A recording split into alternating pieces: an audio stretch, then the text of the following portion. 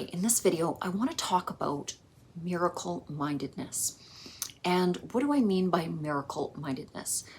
What I mean is being expectant of beautiful, miraculous things that will show up in your life and will show up in the life of others. And really, if we look on or in terms of a collective focus, miracles happening for planet Earth.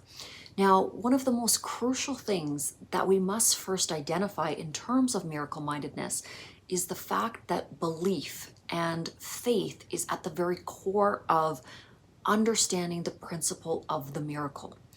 What I mean by this is that nothing can come into existence, nothing can truly out-manifest if we do not believe that it's possible.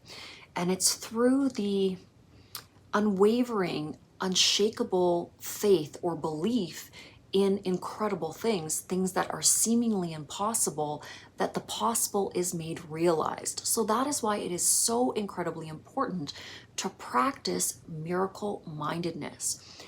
And part of this practice, or part of this element that is really the divine right of each and every human being, is to expect great things. I think it has been so improperly taught for us to expect less, for us not to ask for too much.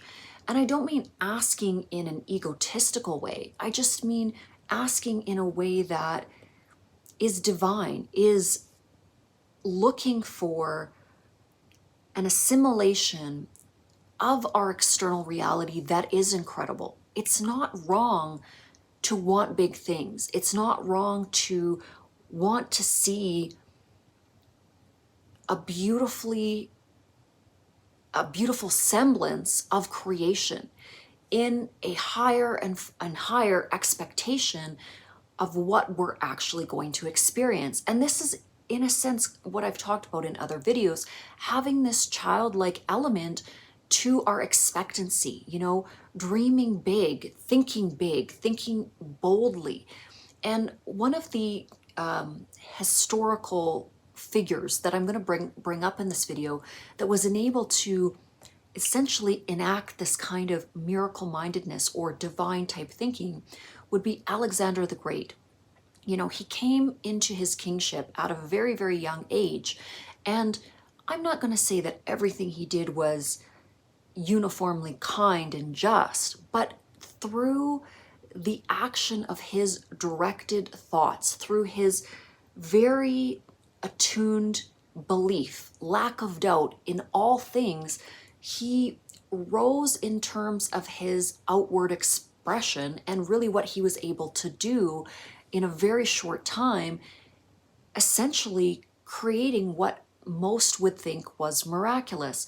Whether it was conquering battlefields where, his armies were against armies 5 times the size, continually, embarking upon conquests that seemed out of the scope of any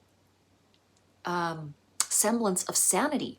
Yet through this profound faith, this profound trust that it was his divine right to create this empire, that is what he did.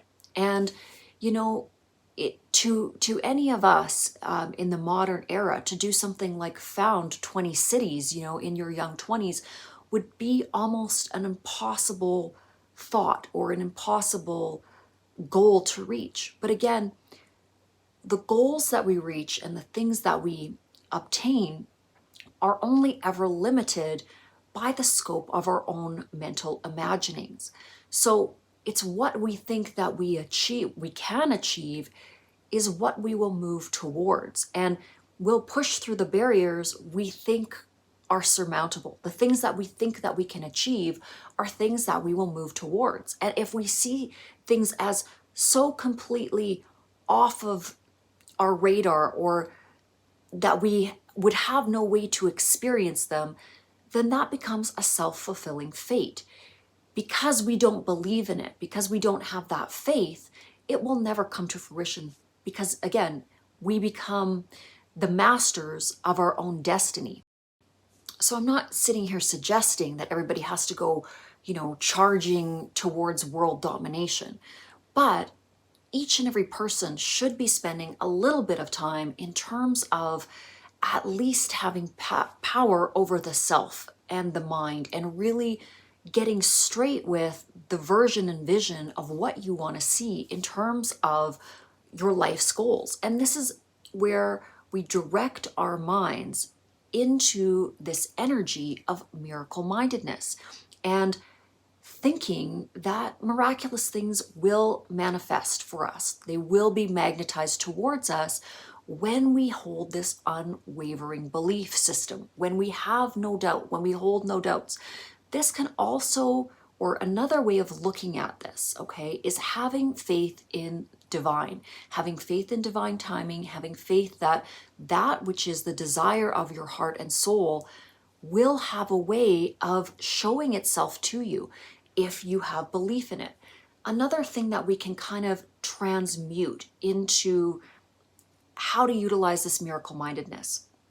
A lot of times human beings will want to essentially enact the miracle when they are in tumultuous circumstances, or when they're facing, a detrimental end, a disease, something that's terminal for themselves or others, or if they're in a really tight place financially or in terms of life circumstances. This is essentially, unfortunately, one of the only times that human beings gravitate towards even thinking about this miracle-mindedness. So what I want to do is kind of draw you back into the idea of practicing this type of belief system before you get into hot water or quicksand. Really start to believe in the aspect and the element of the miracle as something that is an everyday occurrence available to you in any given moment. And through your own meditation, through prayers, through, again, communing with that divine power, which is the creator or the creation energy of all that is, when you are resurrecting your own energy, propelling it upwards towards this miracle-mindedness, you will see beautiful things start to happen for you. Again, part of some of my other videos, surrendering into this state of being that is expectant, expecting good things, raising the consciousness into the allowing of the out manifestation of the miracle. Okay, and a miracle can be small, a miracle can be big. There's no real order in terms of the magnitude of how a miracle can manifest itself. But again, to round this video up, be expectant of it. Be faithful that these magical aspects of creation are available to you. And through that belief, through that surrendering into the divine, beautiful things will happen. Okay, I don't want to go over and over this point. Again, the video would become a little bit redundant, but I think it's a beautiful way to start utilizing the gift of consciousness. And in practice of it, you will actually see a lot of distortion fall away and a lot of beautiful emanations in terms of your experience of daily life. Okay, guys, I'm going to wrap this up. Getting a little bit late here. I'm going to myself take a little bit of time to meditate, and we'll see you in the next video.